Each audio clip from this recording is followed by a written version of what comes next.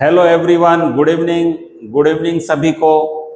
कैसे हैं भाई आप सभी? आप सब बढ़िया होंगे, सभी बच्चे और अपनी तैयारी में जुटे हुए होंगे, ऐसी भाई मुझे पूरी उम्मीद है। आज आप देख रहे हैं लेक्चर नंबर 4 और लेक्चर नंबर 4 हमारी चैप्टर कौन सा है? Chemical kinetics. इससे पहले के तीनों लेक्चर्स प्लेलिस्ट में उपलब्ध हैं, वहां से आपने पढ़ लिए होंगे, और नहीं पढ़े जो पहली बार देख रहे हैं वो इनको जरूर पढ़ें। जब ये चीजें आपके समझ में आ पाएंगी, जब तक हम लगातार इनको नहीं पढ़ेंगे और नोट्स नहीं बनाएंगे साथ के साथ, ये हमारे समझ से बाहर होती चली जाएंगी। इसलिए प्रीवियस लेक्चर आप जरूर पढ़ें, वहाँ प्लेलिस्ट में सारे लेक्चर्स उपलब्ध हैं। यहाँ पर देखिए आज के हम टॉपिक की क्या बात कर रहे हैं भाई। चलिए स्टार्ट करते हैं आज का सेशन। और आज का टॉपिक हमारा क्या है? Factor affecting the rate of reaction. Rate of reaction को प्रभावित करने वाले कारक कौन कौन से ऐसे कारक हैं जो अभिक्रिया की दर को प्रभावित करते हैं? रेट हमने पढ़ ली, रेट ऑफ रिएक्शन की हमने बात कर ली, ये सारी चीजें हमने पढ़ चुके हैं और ये सारी चीजें आपको बहुत बढ़िया ढंग से भाई पढ़ चुके हैं। अब देखिए रेट ऑफ रिएक्शन क्या होता है, ये आप पढ़ चुके हैं कि भाई रेट ऑफ रिएक्शन क्या है। पहले मैं इसको बता देता हूं दोबारा आपको। रेट ऑफ रिएक्शन की बात हमने करी थी, क्या करी थी भाई? कौन बताएगा मुझे रेट ऑफ रिएक्शन क्या होता है?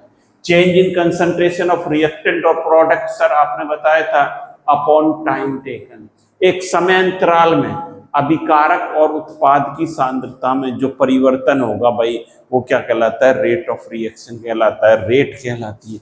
क्या लिखेंगे, क्या लिखते हैं? Change in concentration, change in concentration of reactant and product. मैं आर एंड पी लिख दिया। अपॉन क्या लिखूंगा भाई? अपॉन क्या लिखेंगे? टाइम टेकन, ये लिखा था, ये बात पढ़ी थी। और इसकी यूनिट कोई बता सकता है कि भाई मुझे इसकी यूनिट आप बताओ सोचकर, भाई इसकी यूनिट क्या होगी? यूनिट क्या होगी ये आपको बताया था भाई, क्या बताया था? मोल लीटर इनवर्स और सेकेंड इनवर्स। कंसंट्रेशन की मोल पर लीटर होती है सर यूनिट, आपने बताया था सर, और सभी ने दादा पढ़ा होगा कि मोल पर लीटर। रेट ऑफ रिएक्शन क्या है? Change in concentration of reactant और प्रोडक्ट, अभिकारक और उत्पाद की सांद्रता में परिवर्तन समय के साथ। समय के साथ आपको पता है अभिकारक जो क्रिया कारक है उसकी सांद्रता भाई क्या होती है? कम होती जाती है, और उत्पाद की सांद्रता क्या होती है? बढ़ती जाती है। ये आप अच्छी तरह से समझ गए हैं। और इसकी यूनिट क्या है? मोल पर लीटर और सेकेंड इनवर्स। अगर मिनट में तो मिनट, घंटे में तो घंटे। अब देखिए रेट ऑफ रिएक्शन को कौन कौन से कारक प्रभावित करेंगे। पहला जो कारक है वो क्या है? वो पहला जो कारक है वो कौन सा है? सांद्रता। देखिए इधर लिखे हुए हैं, देखिए यहाँ पर देखिए कौन कौन से कारक प्रभावित करेंगे। मेनली 5 कारक हैं इसको प्रभावित करने वाले। कौन से? सांद्रता।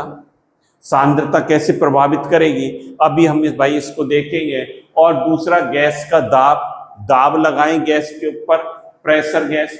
तापमान कैसे प्रभावित करेगा, और कौन सी? सतह क्षेत्रफल, सरफेस एरिया, और उत्प्रेरक। ये 5 कारक कैसे रेट ऑफ रिएक्शन को प्रभावित करेंगे, बहुत ही इंपॉर्टेंट टॉपिक है आज का। साथ ही साथ आप नोट भी करते जा रहे हैं अपने रजिस्टर में। और सबसे पहले अब देखते हैं कौन सी सांद्रता की बात करते हैं, पहले समझते हैं, फिर इस पर क्या लिखा हुआ है उसको भी देखेंगे। भाई देखिए सांद्रता कैसे प्रभावित करेगी, क्या लिखता हूं?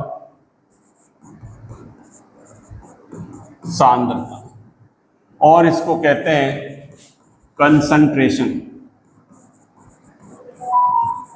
कंसंट्रेशन कैसे प्रभावित करेगी रेट को, इस बात को समझें। कंसंट्रेशन कैसे, मान लीजिए देखो अपने पास एक इस प्रकार से मैं बना देता हूं, चलिए वैसे बना देता हूं।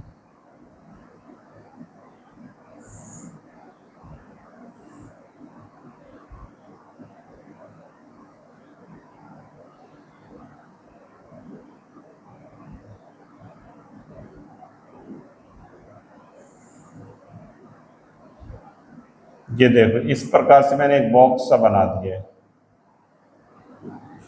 और इसको इससे जोड़ दिया।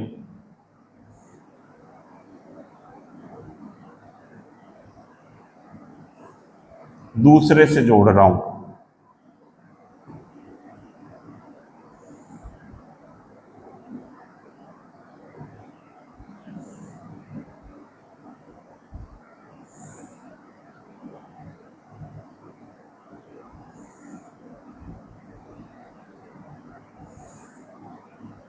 इससे जो ये दो बॉक्स है, इसमें हमने क्या ले लिया भाई, पानी ले लिया। पहले मैं इसमें थोड़ा पानी ले लेता हूं,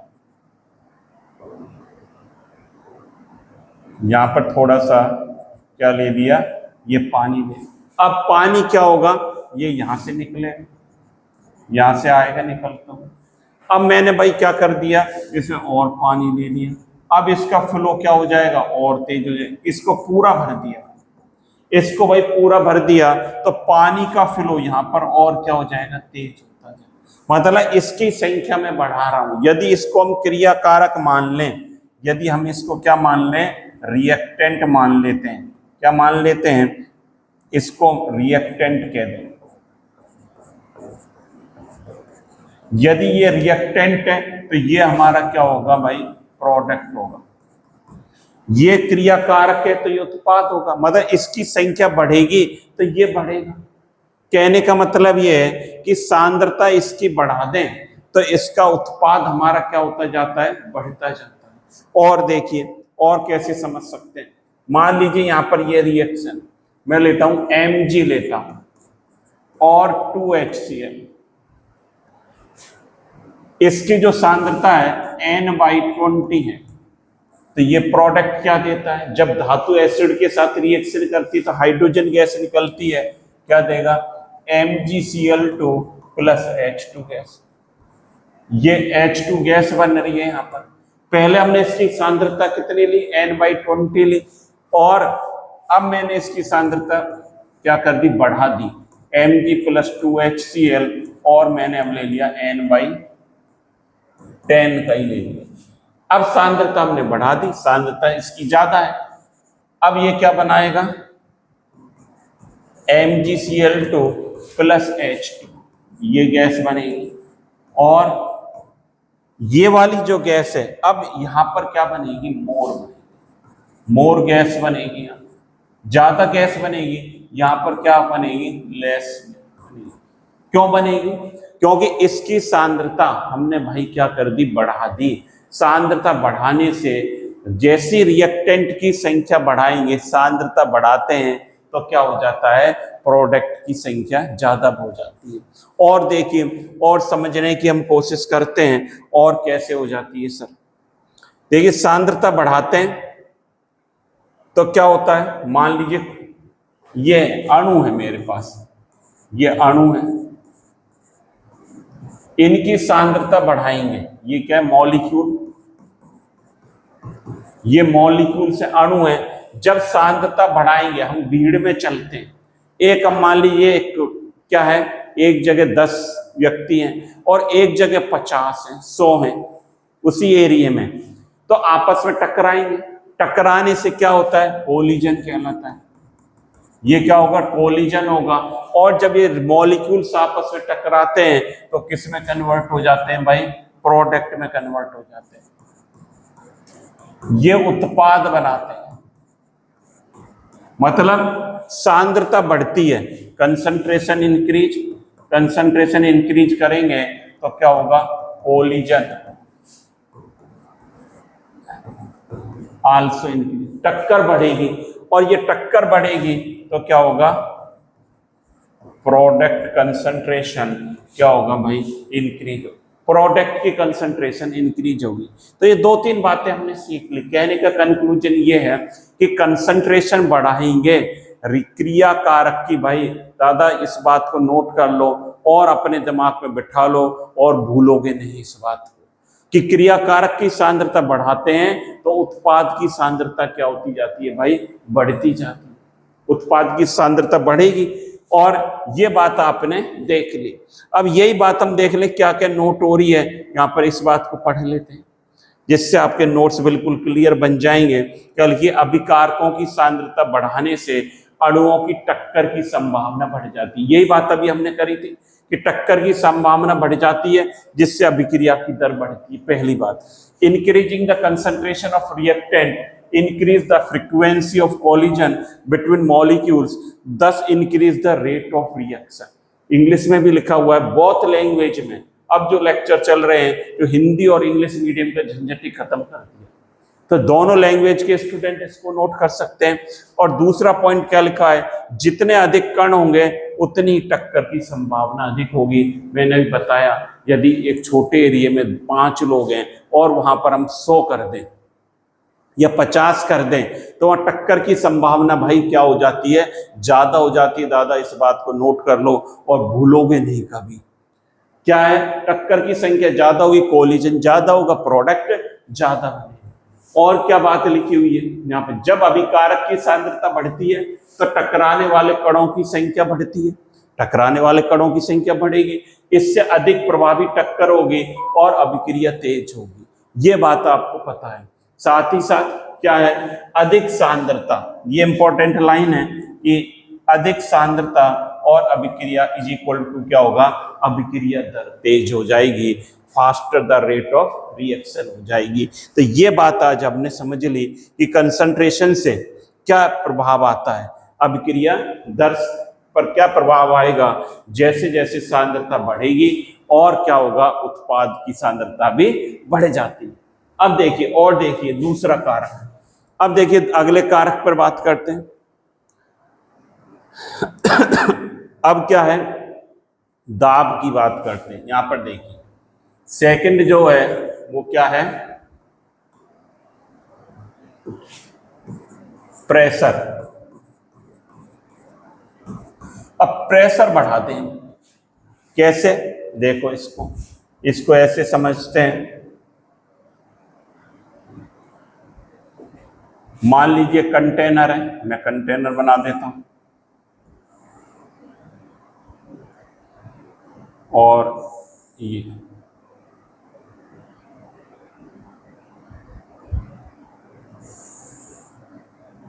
और यहां पर क्या लगा देता हूं, पिस्टन लगा देता हूं। ये क्या है, ये आपको पता है, ये क्या है, पिस्टन।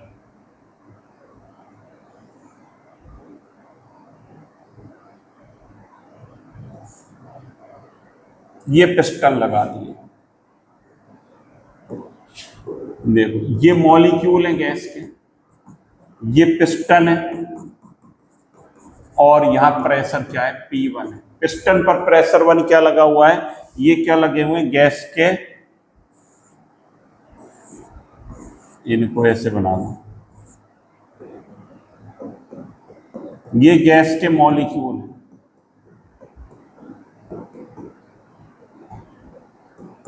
अब हमने क्या करा, अब यहां पर हमने क्या करा भाई, एक पिस्टन इसको और ले लेते हैं, इसको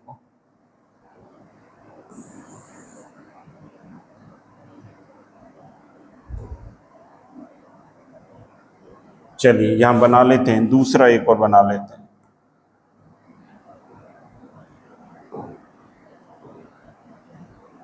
अब देखिए एक सिलेंडर और बना लेते हैं। ये कर दिया भाई, यहां पर बना देता हूं मैं।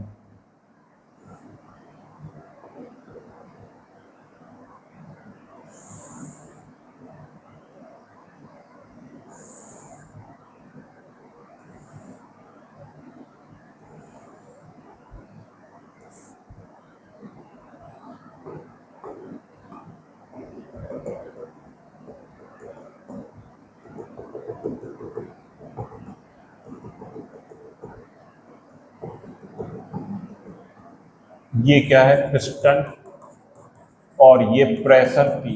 यहां पर क्या है, P2 greater than P, P2 ज्यादा है। यहां पहले ये था पिस्टन की स्थिति, अब भाई ये हो गई पिस्टन। हमने दाब बढ़ा दिया तो आप देख रहे हो अणु पास पास आ गए, मॉलिक्यूल क्या आ गए भाई, पास पास आ गए। और मॉलिक्यूल पास पास आ गए तो दादा क्या हो गया, कोलिजन बढ़ गया, टक्कर बढ़ गई उनके आपस में। और यही बात अभी हमने पढ़ी थी कि कोलिजन बढ़ेगा तो क्या होगा, प्रोडक्ट की संख्या भी बढ़ेगी। यही तो बात पढ़ी है अभी पहले। तो ये बात अच्छी तरह समझ ले भाई। उनने क्या कि जैसे जैसे प्रेशर बढ़ा तो ये क्या है, मॉलिक्यूल पास पास आ गए, पास पास आएंगे मॉलिक्यूल तो कोलिजन इंक्रीज होगा, देन कोलिजन इंक्रीज और rate of reaction also increase और देन प्रोडक्ट क्या होगा, इंक्रीज होगा। तो क्या होगा यहाँ पर कि प्रेशर इंक्रीज हो रहा है गैस पर, प्रेशर दाब, दाब कहते हैं, ये इंक्रीज होता है, ये इसको क्या कहते हैं, इंक्रीज। तो क्या होगा, कोलिजन, कोलिजन इंक्रीज होगा और कोलिजन इंक्रीज होगा तो प्रोडक्ट क्या होगा, इंक्रीज होगा। प्रोडक्ट क्या होगा, मोर प्रोडक्ट। यहां पर ये बात आपने समझी कि प्रेशर बढ़ाएंगे तो प्रेशर बढ़ाने से रेट ऑफ रिएक्शन बढ़ती है, मतलब pressure proportional rate of reaction. ये बात हमने समझी कि जो प्रेशर है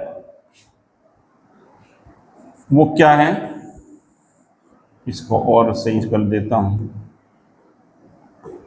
जो प्रेशर है वो क्या है, रेट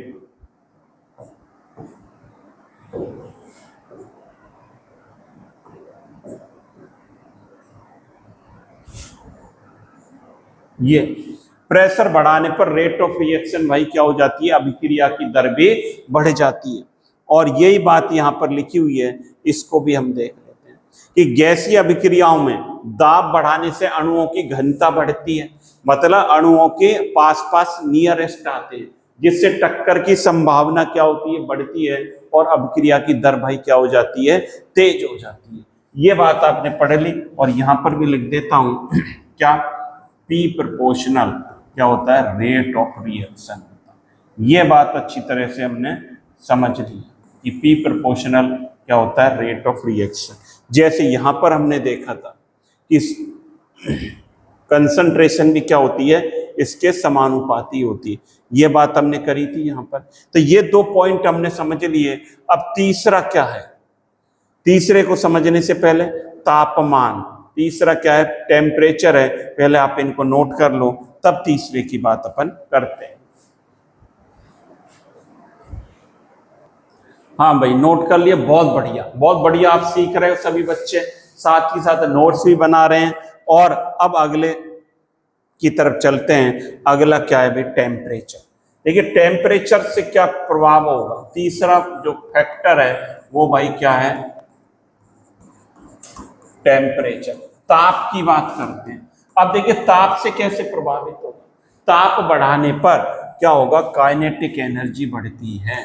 टेम्परेचर इंक्रीज करेंगे तो ये क्या है, इंक्रीज, तो क्या होगा, काइनेटिक एनर्जी इंक्रीज, मतलब गतिज ऊर्जा, गतिज ऊर्जा क्या होती है, बढ़ती है।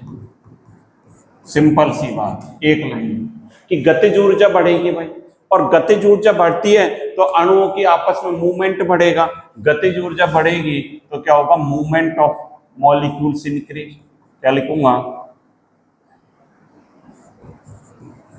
Movement of molecules increase. Molecules का मूवमेंट इंक्रीज होगा और क्या होगा, जिससे कोलिजन, कोलिजन इंक्रीज होगा, और कोलिजन इंक्रीज होगा तो क्या होगा, प्रोडक्ट इंक्रीज। ये बात समझ लो कि टेम्परेचर बढ़ाएंगे, गतिज ऊर्जा बढ़ेगी, और गतिज ऊर्जा बढ़ेगी तो अणुओं की गति बढ़ेगी। हिंदी में लिख देता हूं क्या, अणुओं की क्या होता है, गति। भाई अणुओं की गति क्या होता है, बढ़ती, अणुओं की गति बढ़ती, अणुओं की गति बढ़ेगी तो कोलिजन, इसको क्या कहते हैं, टक्कर, टक्कर आपस में अणुओं की बढ़ेगी, और टक्कर बढ़ेगी तो जब टक्कर बढ़ेगी तो प्रोडक्ट भी क्या होगा भाई, इंक्रीज होता है। तो ये बात आपके समझ में आ गई होगी कि टेम्परेचर बढ़ाने पर भी क्या हो रहा है, रेट ऑफ रिएक्शन बढ़ रही है।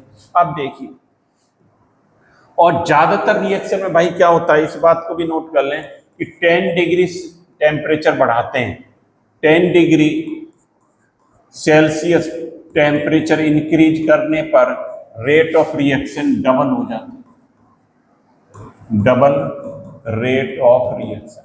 रेट ऑफ रिएक्शन क्या हो जाती है, डबल हो जाती है। जैसे पहले टेम्परेचर हमारे पास 5 डिग्री सेल्सियस था, तो रेट मान लो 10 थी, अब इसको 10 बढ़ा दिया, 15 डिग्री सेल्सियस कर दिया, तो ये कितनी हो जाएगी, 20 हो जाएगी रेट ऑफ रिएक्शन। ये बात आपकी समझ में आ रही होगी कि रेट ऑफ रिएक्शन क्या हो जाएगी, 20 हो जाएगी। और देखिए ग्राफ से भी समझ सकते हैं। ग्राफ से कैसे समझेंगे, इसको और सही लिख देता हूं थोड़ा,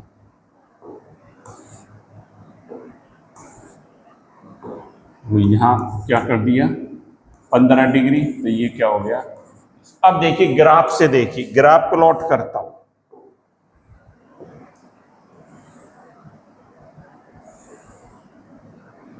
ये कंसंट्रेशन, ये तो है कंसंट्रेशन भाई, सांद्रता, और यहां पर क्या है, ताप, टेम्परेचर। अब देखिए इसका ग्राफ कैसा आता है, पहले तो ये देख लें, एक इस तरह से स्ट्रेट लाइन ग्राफ आता है। पहले मान लीजिए अपने पास T1 टेम्परेचर पर ये, तो ये कंसंट्रेशन क्या है, C1। अब टेम्परेचर बढ़ा दिया, T2 कर दिया, तो कंसंट्रेशन भी क्या हो जाती है, इंक्रीज हो जाती है। यहां पर देख रहे हो, पहले टेम्परेचर क्या था, ये T1, कंसंट्रेशन C1, अब मैंने क्या कर दिया T2, तो कंसंट्रेशन भी क्या होगी, इंक्रीज होगी। मतलब ये क्या है, C2, यहां पर क्या है, C2 ग्रेटर देन C1। तो कंसंट्रेशन कैसे बढ़ेगी, ताप बढ़ाएंगे तो कंसंट्रेशन भी भाई क्या होती है, बढ़ती है। और यही बात आप नोट कर ले साथ ही साथ, मतलब टेम्परेचर कैसे इंपैक्ट करेगा, इस बात को यहां पर लिखा हुआ है कि तापमान बढ़ाने से अणुओं की गतिज ऊर्जा बढ़ती है, और क्या होगा, जिससे वे तेजी से टकराते हैं और अभिक्रिया तेज। सब में देखिए कुल मिलाकर घूम फिर कर एक ही बात आ रही है भाई दादा, एक ही बात आ रही है। और इस बात को आप अच्छी समझ लें कि टेम्परेचर बढ़ेगा तो काइनेटिक एनर्जी, गतिज ऊर्जा बढ़ती है, और गतिज ऊर्जा बढ़ती है तो टक्कर बढ़ेगी, टक्कर बढ़ेगी तो प्रोडक्ट बढ़ेगा। Increasing the temperature increase the kinetic energy of particles, leading to more frequent and energetic collision, thus speeding up the reaction। तापमान बढ़ाने से अभिक्रिया की दर क्या होती है, बढ़ जाती है। कितनी बढ़ जाती है, तापमान में 10 डिग्री सेल्सियस की वृद्धि करने से अभिक्रिया की दर लगभग दुगनी हो जाती है।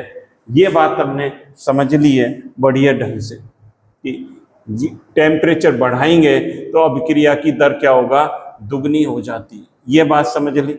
और यहाँ पर ये बात भी नोट कर लें क्या, कि टेम्परेचर क्या है, रेट ऑफ रिएक्शन के समानुपाती है। ये बात भी आप नोट कर कि तापमान क्या है, रेट ऑफ रिएक्शन के समानुपाती है। ये लगभग क्या हो जाती है, डबल हो जाती है। ये इंपॉर्टेंट बात है भाई, यहाँ पर ये भी इंपॉर्टेंट बात है।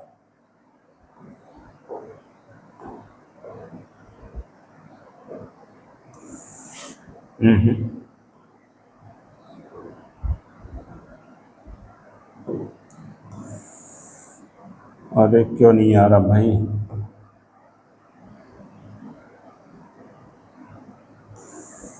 ये इंपॉर्टेंट बात है,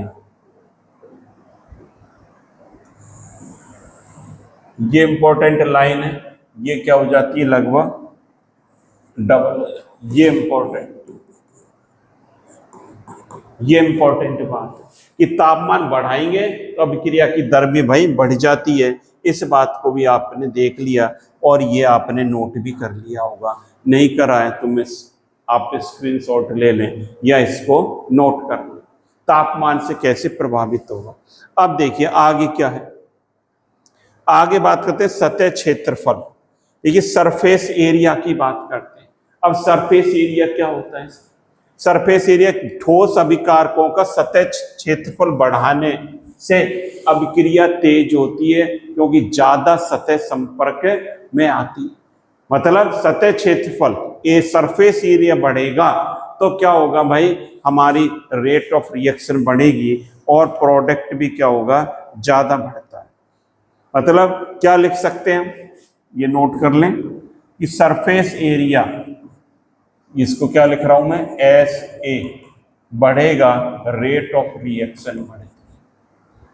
पाउडर बना दें, क्या बना दें, पाउडर फॉर्म में ले आते हैं किसी चीज को। मान लीजिए चौक है, ये क्या है, चौक है अपन। अब इसका सरफेस एरिया ये है, अब इसको अपने क्या बना दिया, पीस दिया, पाउडर बना दिया। पाउडर बना दिया तो इसका एरिया ये इतना सारा हो गया, ये सारा इसका एरिया इसको फैला दिया, तो यहाँ पर ऐसे क्या होगा, इंक्रीज हो, सरफेस एरिया ज्यादा बढ़ गया, इसको ज्यादा सतह मिलेगी रिएक्ट करने के लिए। बात आ रही समझे आपको, इसको क्या मिलेगी, ज्यादा सतह मिलेगी, और ज्यादा सतह मिलेगी तो ज्यादा रिएक्ट कर पाएगा। तो रिएक्टेंट का सरफेस एरिया हम बढ़ा देते हैं, तो क्या हो जाता है भाई, सरफेस एरिया बढ़ाने से रेट ऑफ रिएक्शन बढ़ जाती है, ज्यादा रिएक्शन यहाँ पर हो पाएगी, और ज्यादा रिएक्शन हो पाएगी तो प्रोडक्ट क्या बनेगा, ज्यादा बनता है। इस बात को भी आप नोट कर लें।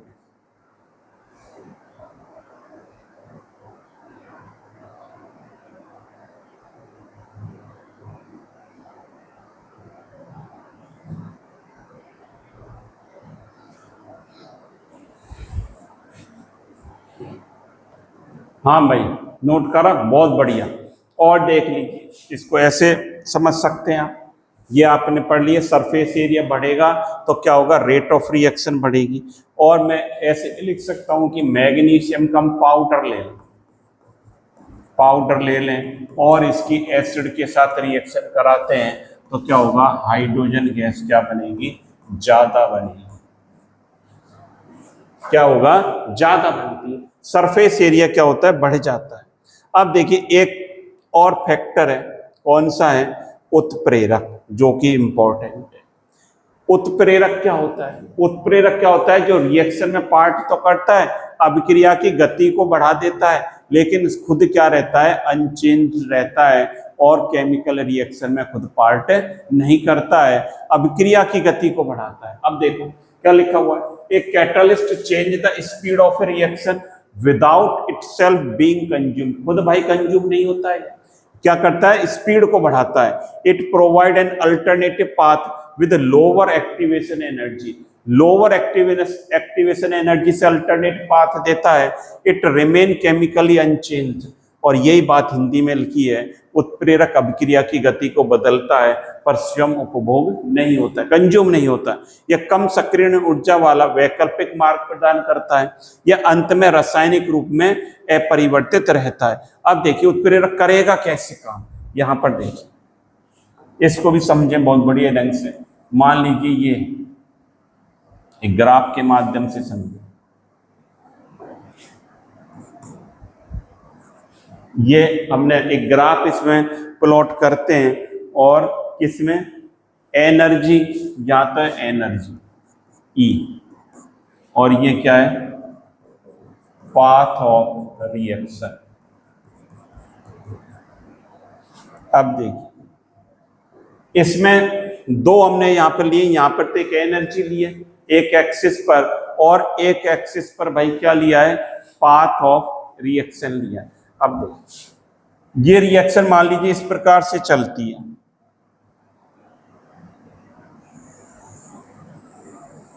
ये उत्पाद बनता है,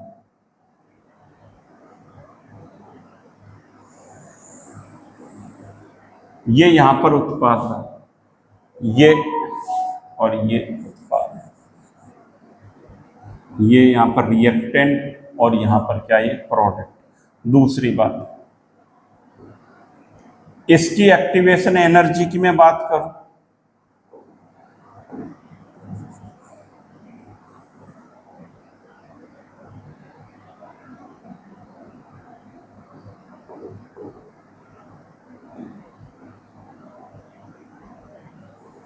ये है इसकी एक्टिवेशन, ये इसकी क्या है भाई, एक्टिवेशन है। इसकी बात करें और ये क्या है, E1 लिख देता हूं, ये 1 लिख दिया, E1 लिख दिया, इसको ऐसे यहां पर लिख देता हूं। चलिए अब हमने क्या करा, ये तो क्या है विदाउट कैटलिस्ट है, ये क्या है विदाउट कैटलिस्ट, उत्प्रेरक की अनुपस्थिति में आई E1। अब उत्प्रेरक का यूज करा हमने, उत्प्रेरक का यूज करा तो एक अल्टरनेटिव पाथ देगा, ये इस प्रकार से पाथ देगा अल्टरनेटिव। और अब इसकी जो है एक्टिवेशन एनर्जी ये क्या है E2, देख रहा, पहले E1 थी, अब क्या हो गई, ये E2 हो गई। पहले E1 थी और अब ये क्या हो गई, E2 हो गई, ये E2 हो गई। ये क्या है यहां पर, in presence of catalyst, presence of catalyst मतलब एक अल्टरनेटिव पाथ दे दिया। E1 क्या हो गया, ज्यादा है, और E2 क्या हो गई, कम हो गई। यहां पर क्या हो गया, E1 ग्रेटर देन E2, मतलब एक अल्टरनेटिव पाथ दे दिया। Presence of catalyst, activation energy क्या हो जाती है, कम हो जाती है। ये क्या E1 E2 क्या है, E1 लिख लें, ये क्या है एक्टिवेशन एनर्जी,